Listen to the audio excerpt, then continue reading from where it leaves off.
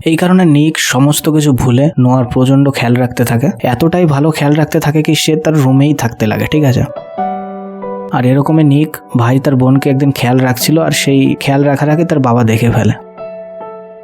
Actually নিকের বাবা নিকের ছোট্ট বোনের শরীর খুব খারাপ সেটাই বলতে এসেছিল, কিন্তু তাদের এই ক্রিয়াকর্ম দেখে তার বাবা প্রচন্ড রেগে যায়। এরপর নিক বেরিয়ে পড়ে তার ছোট বোনকে দেখতে এবং তার সঙ্গে নোয়াও যায়। সেখান থেকে ফেরার সময় তারা দুজনেই বলে আজ আমাদের শেষ রাত, কারণ আজ যা হলো তারপর তাদের বাবা তাদেরকে আর একসঙ্গে থাকতে দেবে না। তারা একটুও সময় নষ্ট না করে সেই নর্মাল কারটিকে তারা ডান্সিং কারে পরিণত করে। এত ইম্পর্টেন্ট কাজ করতে করতে যখন ধীরে ধীরে সকাল হয়ে যায়, নোয়া নিককে বলে আমাদের কাছে আর কিছুটা সময় বাকি আছে, এই সময়টুকু আমাদের নষ্ট করা উচিত নয়। এটা শুনে নিক বলে আমার প্রোটেকশন শেষ হয়ে গেছে। তাই নিক মেডিকেল শপের দিকে এগোয়, আর নোয়া যখন গাড়িতে একা থাকে এই সুযোগের সদ্ব্যবহার করে রনি এসে তাকে কিডন্যাপ করে নিয়ে যায়।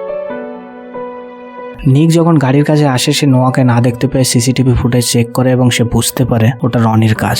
রনি নোয়াকে কিডন্যাপ করে যেখানে নিয়ে গেছে সেখানে নোয়া তার বাবাকে দেখতে পায়। আর এদিকে পুলিশ নোয়ার রুম খুঁজে অনেক ধমকি ভরা চিঠি পায়, আর তখনই একটা আননোন নাম্বার থেকে কল আসে নোয়ার মার কাছে। ফোনের অপোজিট সাইড থেকে 1 মিলিয়ন ইউরো চায় নোয়াকে ছাড়ানোর জন্য, আর এটা বলে ফোনও কেটে দেয়। নোয়ার মা বুঝতে পারে এটি তারই কাজ, আর সে এটাও বলে টাকার জন্য সে এসব করছে না, তাদের উপর টর্চার করার জন্যই সে এসব করছে। নিকের বাবা টাকা দেওয়ার জন্য রাজি হয়ে যায় এবং যখন তারা টাকা নিয়ে সেখানে যায়, কিন্তু সেখানে টাকা নেওয়ার জন্য কেউ আসে না, কারণ তার পাশে একটা ক্যামেরা লাগানো ছিল যেটাতে নোয়ার বাবার সমস্ত কিছু দেখছিল ও শুনছিল, তাদের প্ল্যান। এত কিছুর পরেও নিক যখন বুঝে উঠতে পারে না তারা কি করবে, তার তখনই মনে পড়ে যে তার যে রেসিং কার যেটা রনির কাছে ছিল সেটার ইএমআই সে এখনো পেমেন্ট করছিল, আর সেই কারে জিপিএসও ছিল। নিক যখন এসব বলা বলি করে যে কার ট্রেস করে নোয়ার বাবাকে খোঁজা যেতে পারে, আর এই কথোপকথন নোয়ার বাবাও শুনে ফেলে। সেখান থেকে গাড়িতে করে নোয়ার মাথায় বন্দুক ঠেকিয়ে নোয়াকে ড্রাইভিং সিটে বসিয়ে নোয়ার বাবা সেখান থেকে পালাতে থাকে।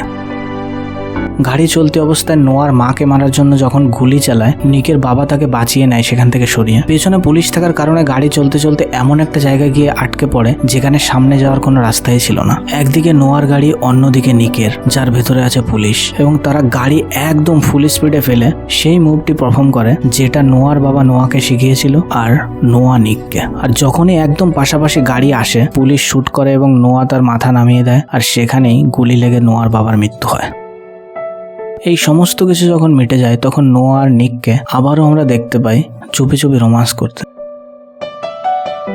আর অন্যদিকে তাদের মা আর বাবা ভাবতে থাকে এদেরকে কিভাবে আলাদা করবে, কারণ এরকম একটা রিলেশন সমাজের চোখে ভালো দেখায় না। আর এর সঙ্গে মুভি শেষ হয়। মুভিটিতে সবকিছুই ভালো, কিন্তু নিকের যে বোন তার একটা বেশ সুন্দর একটা কাহিনী হতে পারতো, কিন্তু তার স্টোরি এতটাই কম, রোমান্টিক দিকে ধ্যান দিতে গিয়ে ইমোশনাল সাইডটা মুভিতে একদম না এর মতো। যাই হোক, ভিডিও ভালো লাগলে লাইক করো, না লাগলে কমেন্টে জানিও। নেক্সট ভিডিও আরো ভালো করার চেষ্টা করবো। টাটা।